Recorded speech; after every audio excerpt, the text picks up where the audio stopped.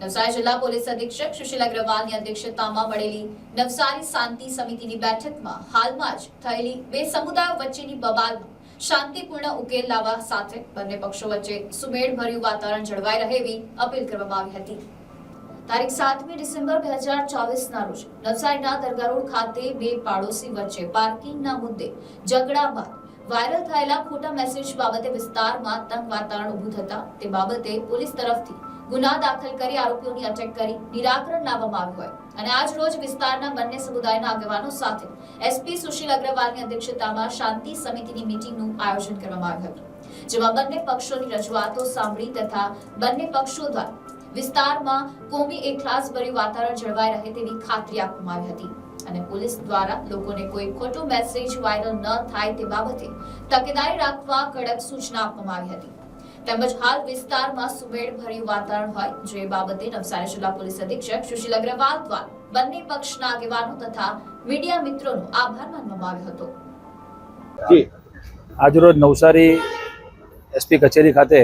આદરણીય એસપી શ્રી સુશીલભાઈ અગ્રવાલના નેતૃત્વમાં શાંતિ સમિતિની આજે અમારી એક કમિટીની જે કહેવાય કે મિટિંગ રાખેલી હતી, જેમાં નવસારીમાં રહેતા હિન્દુ અને મુસ્લિમ સમાજના આગેવાનો સૌ હાજર રહેલા હતા। જે ઘટના દરગાહ રોડ ખાતે જે બની હતી કાગદીવાડ ખાતે, એ ઘટનાનું જે આખું સ્ટ્રક્ચર હતું કે ઘટના કેવી રીતે બનીને એમાં કોણ દોષી હતા કોણ નિર્દોષ હતા, એ આખું સ્ટ્રક્ચર આદરણીય શ્રી એસપી સાહેબે બંને સમાજના આગેવાનોને માહિતગાર કર્યા હતા અને બંને સમાજના આગેવાનો દ્વારા આજે એસપી સાહેબની કચેરીમાં સૌ સમાજના આગેવાનો ભેગા થઈને અમે બધા નવસારી શાંત નગરી છે, એકતા નગરી છે, ત્યારે હિન્દુ મુસ્લિમ સમાજ અહીં સાથે રહીને જ કામ કરતો હોય છે, સાથે વાર તહેવારોમાં પ્રસંગોમાં પણ સાથે ઊભા રહેતા હોય છે। ત્યારે આજે તમામ બંને સમાજના આગેવાનો દ્વારા એસપીસીને ખાતરી આપી છે કે નવસારીની શાંતિ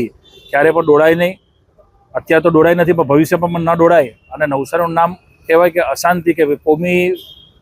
તોફાનમાં આવે એવું ન થાય એવી કાળજી અમે રાખવાના છીએ અને સુલેથી ભાઈચારો આગળ વધે એ રીતે અમે કામ કરવાના છે। નવસારી એકતા નગરી તરીકે આખા ભારતમાં પ્રખ્યાત થાય એવું અમે એસપી સાહેબને વચન આપ્યું છે અને આ જે ઘટના બની છે એને અમે અહીંયા કહેવાય કે આજે એસપી સાહેબની કચેરીમાં જે ઘટનાને વખોડી અને જે પણ બનાવ બન્યો છે, ખાસ કરીને કોઈ નિર્દોષ માણસને સજા ના મળે અને કોઈ દોષી રહી ના જાય એ રીતની બંને સમાજના આગેવાનોએ એસપી સાહેબને આજે અમે વિનંતી કરી છે। Report NDC news Navsari.